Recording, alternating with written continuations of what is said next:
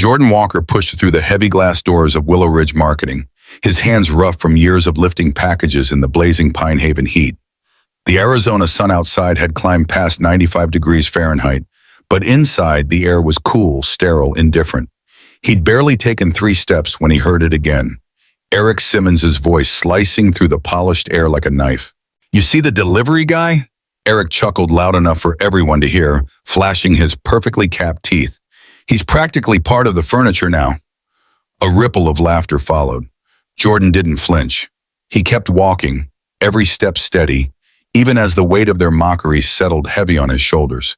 They thought he was invisible, just another man in a worn uniform carrying someone else's burdens. Vanessa Reynolds, the receptionist, barely glanced up as he set the package down, her manicured nails tapping against the marble desk. For years, Jordan had told himself it didn't matter. People like Eric would always look down on people like him. It was just the way things worked. But that day, something cracked. Maybe it was the way Eric's laughter echoed down the long corridor of glass and steel. Or maybe it was the cold certainty in their voices. The absolute belief that Jordan Walker would never be anything more than a man with a delivery scanner clipped to his belt.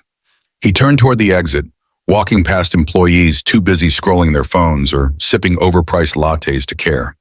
Through the floor-to-ceiling windows, Pine Haven's skyline gleamed in the distance, mocking him with every glittering reflection. But as he caught his reflection in the glass, something changed. He wasn't angry. Anger came and went. No, what settled in Jordan's chest was colder, sharper, a determination he hadn't felt in years. They didn't know him. Not really. They saw the uniform, the tired eyes, the van parked outside with the worn-out paint.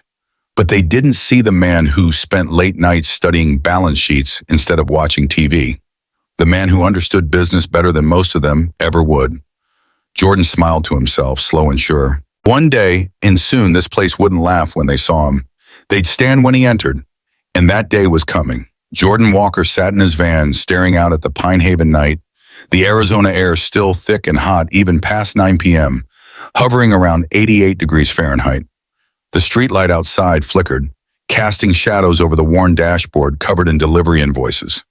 His hands, rough from years of work, tightened around the steering wheel until his knuckles turned white. All those years, he'd shrugged it off, the stares, the whispers, the way people acted like he wasn't even there. But tonight felt different. What happened at Willow Ridge Marketing wasn't just another slight. It was a declaration.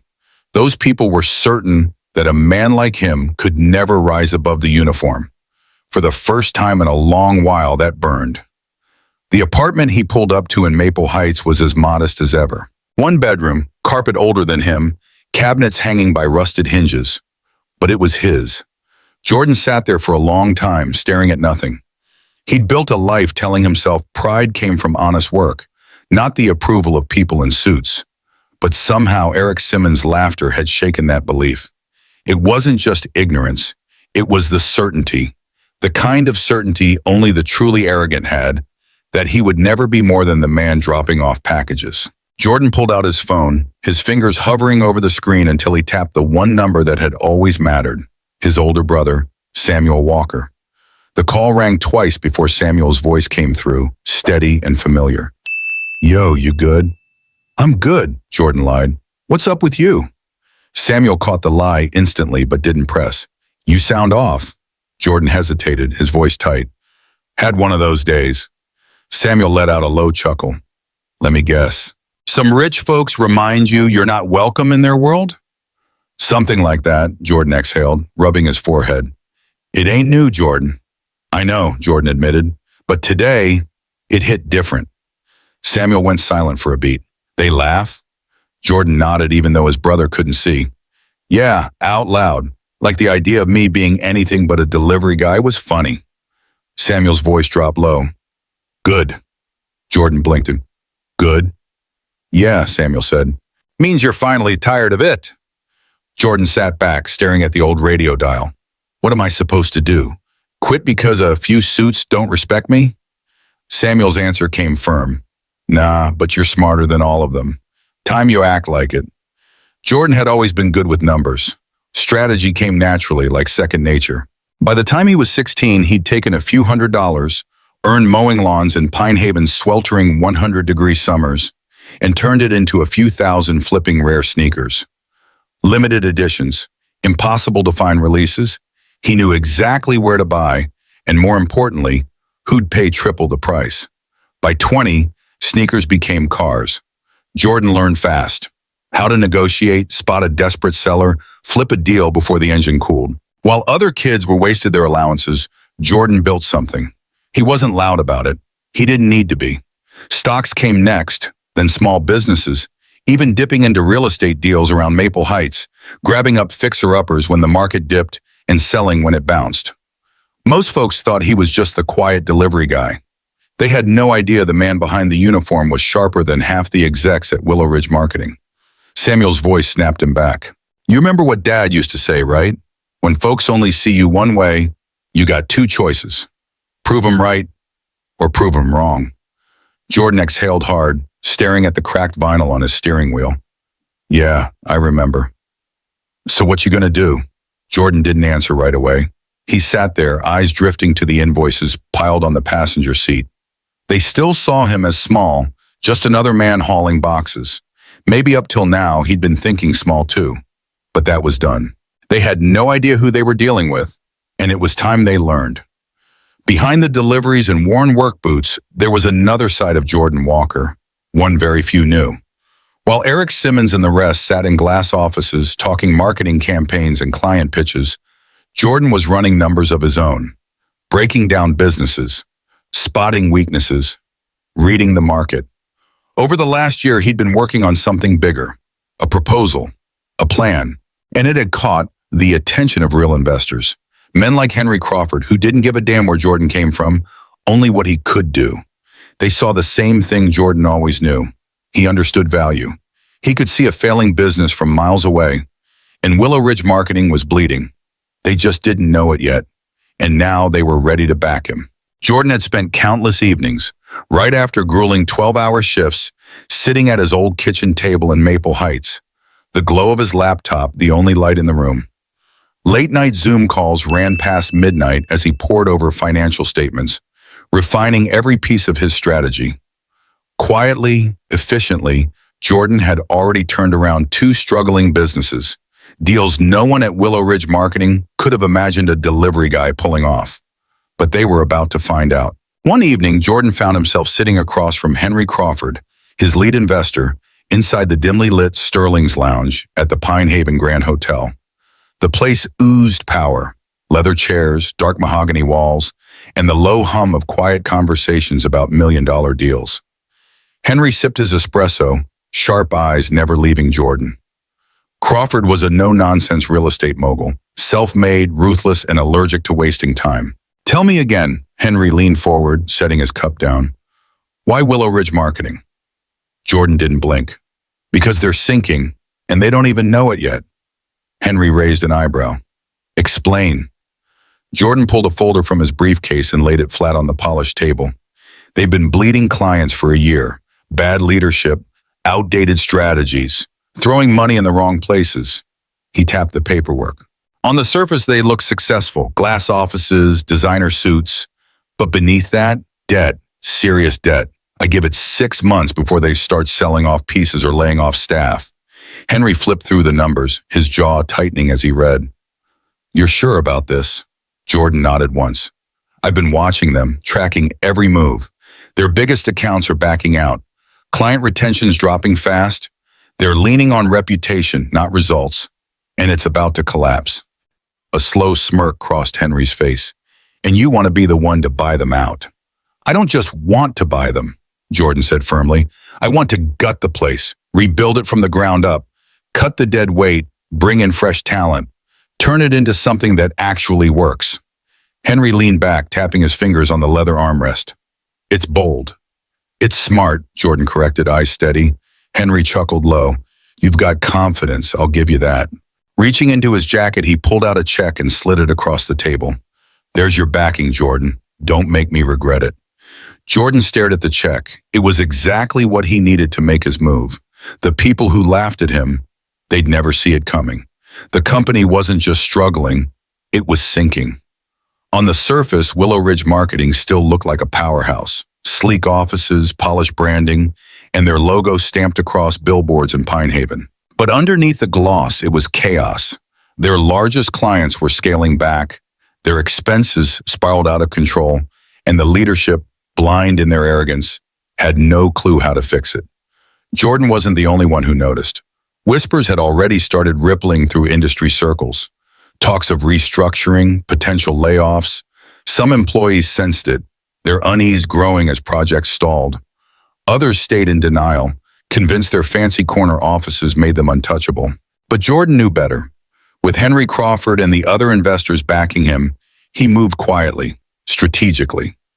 The first step was simple but bold: buying control. Willow Ridge Marketing wasn't public, but it had layers of old stakeholders, retired executives, silent partners, private investors who had thrown money in years ago and were now desperate to jump ship before the collapse. Jordan approached them one by one. At first, they scoffed. A delivery guy? Buying into their firm? But then they saw his offer, real money, no questions asked. Slowly, skepticism gave way to greed. One by one, they signed over their shares. What took weeks felt like a lifetime. Late-night meetings, parking lot handshakes, deals sealed over midnight coffee in Maple Heights diners. By the time the final papers were signed, Jordan sat alone in his van, staring at the documents that proved it. He wasn't just a delivery guy anymore. He owned Willow Ridge Marketing. There was only one thing left: make it official. Jordan scheduled the meeting without warning. A direct email to Vanessa Reynolds, the CEO's longtime assistant. Subject line: immediate discussion required. Vanessa blinked when she saw his name. She'd seen Jordan dozens of times, carrying boxes, waiting at her desk while she barely looked up. Why was he emailing the CEO directly? She knocked hesitantly on Thomas Reynolds' office door. "Sir, I just got an urgent email from Jordan Walker." Thomas didn't look up. "The delivery man?" He let out a sharp laugh, shaking his head. "What could he possibly want?" Vanessa swallowed. "He's requesting a meeting, immediately." Thomas sighed, already irritated. Client losses, plummeting profits, and now this nonsense. He waved a hand. "Fine. Bring him in. Let's get this joke over with." By the time Jordan Walker stepped into Willow Ridge Marketing that morning, the energy inside the building had shifted. The usual arrogance in the air felt thinner now, tainted by uncertainty. Murmurs echoed down the polished hallways, glances shot across offices. Even Vanessa Reynolds, the receptionist who'd barely acknowledged Jordan for years, straightened up when she saw him. Her eyes darted nervously as he passed. Jordan moved with quiet confidence, every step deliberate. He wasn't here to deliver a package this time. He was here to deliver the truth. Thomas Reynolds sat behind his oversized mahogany desk, already irritated, scrolling through the morning's grim profit reports. He didn't bother looking up. "What's this about?" he grunted. Jordan sat down across from him, calm, collected. He placed a thick envelope directly on the desk. "It's about the fact that, as of this morning, I own the majority of Willow Ridge Marketing." Thomas finally glanced up, frowning. Then a short, humorless laugh escaped his throat. "You? That's impossible." Jordan didn't flinch. "Check the paperwork." Thomas hesitated but grabbed the envelope. As he flipped through the signed contracts and transfer documents, his face drained of color. The confidence evaporated. In its place, panic. This is a joke," Thomas stammered. "Who the hell do you think you are?" Jordan leaned back, completely in control. "I think I'm your new boss." Thomas slammed the papers down. "This firm isn't for sale." "It was," Jordan replied smoothly. "You just didn't know it." Thomas's mouth opened, then closed. His eyes darted over the numbers again, searching for a loophole. There wasn't one. Reality hit like a brick. He wasn't the CEO anymore. Jordan stood. "You have until the end of the day to clear out your office." Thomas stared at him, stunned into silence. Jordan walked toward the door, but just before stepping out, he glanced over his shoulder, a small smile curling his lips. "Oh, and Thomas, don't worry. I'm sure there's a delivery job out there for you somewhere." Thomas's face flushed red, his jaw tightening, but no words came. The office would never be the same again. And for the first time in years, Jordan Walker wasn't just passing through, he was in charge. Now came the hard part: making sure everyone else understood exactly what that meant. Vanessa Reynolds watched Jordan Walker carefully, her expression unreadable. She'd worked for Thomas Reynolds for years, seen the slow cracks form beneath the polished surface of Willow Ridge marketing. Now the shift in power was happening right before her eyes. Jordan's voice was calm but firm. "I need the entire company in the main conference room. 10 minutes. Vanessa hesitated, glancing toward Thomas's closed office door, then back at Jordan. Slowly she nodded. "I'll send the email now." Minutes later, employees shuffled nervously into the sleek, glass-walled conference room. The air buzzed with whispers and tension. Eric Simmons, the same senior executive who once laughed loudest at Jordan, leaned toward his colleague, sneering. "What is this? A security briefing?" His friend smirked. "Maybe they're laying off the cleaning crew." Their laughter died the moment Jordan stepped to the front of the room. No uniform, no scanner, just authority. No one sat, no one spoke. The silence stretched long as Jordan met their eyes, one by one. Some looked confused, others irritated, and a few, like Eric, still amused. Finally, Jordan spoke, his voice steady. "I'm sure you're all wondering why you're here." A few exchanged glances, shifting uncomfortably. "As of this morning," Jordan continued, "I am the new majority owner of Willow Ridge Marketing." A stunned silence swept through the room like a sudden gust. Someone gave a disbelieving laugh, waiting for a punchline. It never came. Eric folded his arms, smirking. "You're joking." Jordan turned his gaze toward him, his face unreadable. "Do I look like I'm joking?" Eric's smirk faltered. Jordan set a thick stack of documents on the conference table. Contracts, financials, every signed deal that made this moment possible. "If anyone doubts me, you're welcome to review the paperwork." Nobody moved. The weight of reality settled heavily across the room. This wasn't a prank. It wasn't a mistake. The man they'd ignored, the man they'd mocked, was now their boss. For the first time, Jordan allowed the moment to hang. He watched them, really watched, as the shock settled in. Then with calm precision, he spoke again. "I've worked in this building for years. Most of you never noticed me. Some of you made sure I knew exactly what you thought of me." His gaze flicked sharply to Eric. "I remember every insult, every time someone acted like I didn't belong." Eric shifted, uncomfortable but silent. Jordan's voice didn't waver. "And I remember thinking, if I ever got the chance, I'd do things differently." He took a step forward. That chance is now. The employees shifted uneasily. Those who had stood with arms crossed slowly dropped them. Others peeled themselves off the glass walls they had been leaning on, suddenly alert. Jordan Walker let his eyes sweep across the room, landing with precision as he spoke, his voice steady, calm, but heavy with meaning. "Things are about to change," Jordan declared. "Some of you won't like it, and some of you won't be here for it." Silence. He gave them a moment to absorb the words, to let the weight of what was coming settle in their bones. Then his voice cut through the stillness. "But for those of you willing to work, who want to be part of something better, something stronger, you'll have a place here." Jordan's eyes moved slowly, deliberately, locking onto faces, watching who flinched, who stood taller. This is not the same company it was yesterday. And it's damn sure not the same company it was when I walked through those doors as the delivery man. Another pause. Then came the final blow, his tone leaving no room for argument. "If you don't like that, there's the door." The words hit like a verdict. The silence thickened as realization swept the room. Jordan Walker wasn't just visiting. He wasn't passing through. He owned this place now, and he was here to stay. No one moved. No one spoke. It felt like waiting out a summer storm, slow, tense, inevitable. Jordan could see it, the disbelief, the unease, the sideways glances. People who'd felt untouchable just moments ago were suddenly questioning everything. Then finally someone cracked. Eric Simmons let out a bitter laugh, crossing his arms tightly across his chest. "This is insane," he muttered, his voice sharp. "You can't be serious." Jordan's gaze snapped to him, calm but unshaken.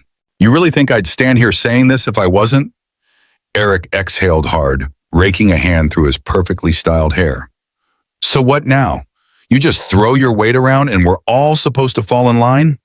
Jordan took a step forward, his eyes locked on Eric. No, you're supposed to do your job.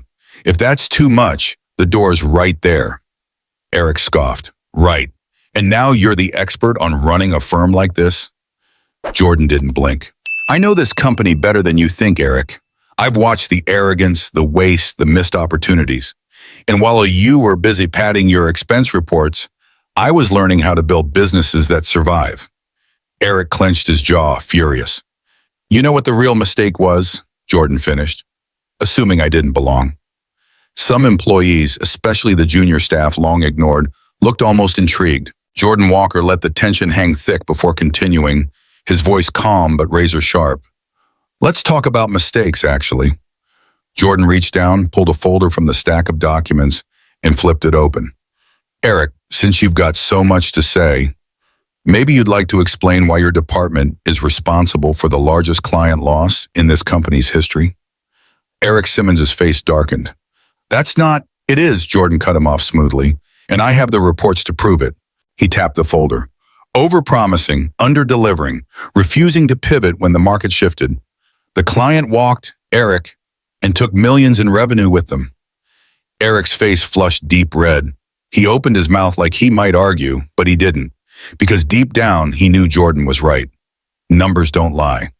Jordan shut the folder with a finality that echoed through the glass walls. So if we're questioning who deserves to be here, I'd say you've got a lot more to answer for than I do. Silence. Heavy. Uncomfortable. Jordan took a slow, steady breath and turned his attention back to the rest of the room. This is the part where some of you start to panic, where you wonder, am I about to lose my job? He let the words hang there, watched the ripple of dread move across the faces in the room. And the answer, Jordan continued coldly, is yes, some of you will. That got everyone's attention. Jordan gestured toward the documents. I've done my research. I know who brings value to this company. I know who's been skating by, and I know exactly who's been taking credit for other people's work. Several employees visibly tensed. Others stole quick, guilty glances at their colleagues. There's dead weight here, Jordan stated, and I don't carry dead weight. His gaze swept the room. If you're here to work, to contribute, to help rebuild something better, you've got nothing to worry about. But if you're here just to collect a paycheck and coast, he shrugged, you won't last long. He let that sink in before dropping the final blow. Termination notices will go out by the end of the day. The room felt like the oxygen had been sucked out. Eric took a step forward. I can, Jordan said simply, and I will. Eric's jaw clenched, pride burning. He straightened his tie. Fine, if that's how it is, I quit. Jordan met his stare without blinking. That's the first good decision you've made in years. Eric scoffed, turned, and stormed out, slamming the door behind him. The silence that followed was deafening. Jordan let it breathe, then faced the staff. For those still standing, remember this. Willow Ridge marketing won't just survive. It's going to be better than it's ever been. But that only happens if the right people stay. Jordan let his gaze sweep the room slowly, absorbing every reaction. Some faces were pale, nervous, unable to meet his eyes. Others stood taller, their expressions hardening into something close to determination. And then there were those still frozen, processing the seismic shift that had just occurred. Jordan's voice broke the silence once more, calm but carrying the full weight of his authority. If you're willing to step up, willing to work, to build something meaningful here, you'll have a place, he said, his words deliberate. He let them settle like heavy stones dropped into still water. Another pause. But if you're here because you think you're entitled to a seat, because you've gotten comfortable, because you assume nothing will change, he continued, his tone sharpening, then the door's right there. You can follow Eric Simmons. His hand gestured toward the exit where Eric had stormed out minutes earlier, the echo of that slammed door still hanging in the air. The room stayed silent, but this time it wasn't shock. It was realization. Everything had changed. Jordan Walker was no longer the delivery guy they ignored. No longer the man they smirked at from their glass offices. No longer the uniform they barely saw. From this moment forward, he was the man in charge, and everyone knew it. By the time Jordan left the conference room, the entire energy of Willow Ridge marketing had shifted. The hallways that once buzzed with careless laughter were now heavy with whispers. Employees sat at their desks, stunned, avoiding eye contact or stealing quick glances at the man they had dismissed for years. Some looked scared, others intrigued, and a few, just a few, looked inspired. Jordan didn't let any of it affect him. He had done what needed to be done. Now the real work began. He walked steadily down the hall, ignoring the stairs until he reached what was now his office, formerly Thomas Reynolds' private sanctuary. Jordan paused at the threshold, taking it in. The space was even bigger than he'd imagined. Leather furniture, walls lined with shelves of unread business books, and a massive oak desk that probably cost more than his first car. Crossing the room, Jordan stood by the floor-to-ceiling window, gazing out over the Pine Haven skyline. This moment, it was supposed to feel different. For years, he'd dreamed of it, fought for it. He'd pushed through every sneer, every dismissive glance, every assumption that he was just the help. He had made it. He'd proven them wrong, and yet, staring at the sprawling city, the satisfaction wasn't what he expected, because this was never about revenge. If it had been, the thrill would have already passed. The rush of watching Eric Simmons, the same man who mocked him, storm out defeated should have been enough. Seeing the shock on their faces, knowing the man they laughed at now owned everything they stood on, it should have felt like victory, but that wasn't what drove him. Jordan hadn't done this just to prove a point. He did it because he knew Willow Ridge marketing could be better, stronger. Not just for him, but for the people in that building who'd been overlooked, dismissed, and underestimated, just like he had been. Because there was talent in that room. There were ideas waiting to be heard, and under the right leadership, this company could rise from the ashes of arrogance and wasted potential. Of course, there were also people who didn't belong there anymore, and Jordan knew exactly who they were. He'd learned the hard way that respect wasn't handed out. It wasn't owed based on title or tenure. It was earned through action, through grit, through results. And Jordan was ready to show them all exactly what that looked like. A soft knock at the door broke his thoughts. Vanessa Reynolds, Thomas Reynolds' longtime assistant, stepped inside hesitantly. "Everything all right?" she asked, her voice softer than usual. Jordan turned from the window and nodded slowly. "Just getting used to the view." Vanessa offered a small, almost wistful smile. "I imagine it looks a whole lot different from this side." He studied her for a moment. She wasn't like the others. She'd been here long enough to see this company's rise, its mistakes, and the slow, inevitable decline.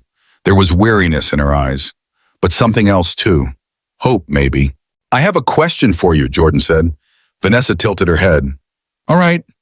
Why are you still here?" She folded her arms, thinking for a moment.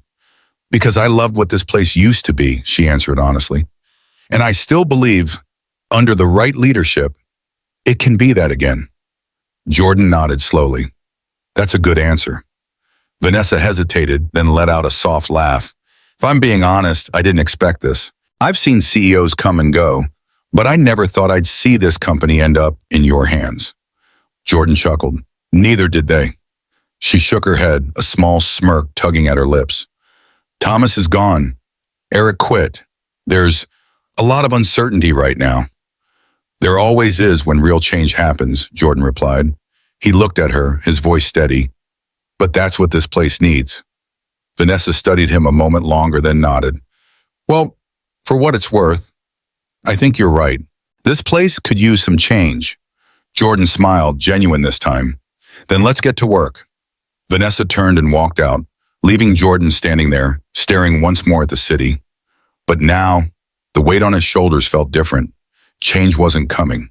It was already here. Not just for Willow Ridge marketing, not just for the employees still trying to wrap their heads around what had just happened, but for Jordan Walker. Because for the first time in his life, he wasn't just proving himself anymore. He was leading. And this was only the beginning. The lesson was clear, and everyone in that building knew it now. Never underestimate someone because of where they start, because one day, they just might be the one signing your paycheck. The story of Jordan Walker is a powerful reminder that where you start in life doesn't define where you can go, and it certainly doesn't determine your worth. Too often in this world, people are judged by the job they do, the clothes they wear, or the car they drive. They're labeled, overlooked, and dismissed because they don't look like success. But the truth is, real value lies beneath the surface, built on resilience, hard work, and the quiet determination to rise no matter how many times life tries to put you in a box. Jordan spent years being treated like he was invisible, a nameless delivery man, just another uniform blending into the background. But while others mocked him, he was learning, building, and preparing for his moment. The people in that fancy office didn't see his potential because they never bothered to look. They made the mistake so many do, underestimating someone because of their current position, forgetting that hard work and ambition have a way of turning tables when you least expect it. And when that moment came, Jordan didn't just seize it for revenge. He seized it because he understood something deeper. Success isn't just about proving people wrong. It's about proving to yourself that you're capable of more than anyone ever imagined. He became the kind of leader who didn't care about titles or appearances, but valued action, loyalty, and the ability to contribute something meaningful. This story teaches us that respect is not given freely. It's earned, not by shouting the loudest, but by showing up, doing the work, and having the courage to stand tall when the moment finally arrives. For those watching, especially those in their middle or later years, this is a lesson worth remembering. It is never too late to change the narrative people write for you. Life doesn't follow a straight path, and sometimes the most incredible transformations happen after years of being overlooked. Whether you're a young person starting out or someone who feels stuck in a role the world thinks you're meant to stay in, Jordan's story is proof that the future is always unwritten. It's a call to stop underestimating not only others, but yourself. Because one day that quiet person everyone dismissed might just be the one signing the paychecks, making the decisions, and leading the way. And when that day comes, it won't be because they shouted the loudest. It'll be because they worked, they learned, and they waited for their moment.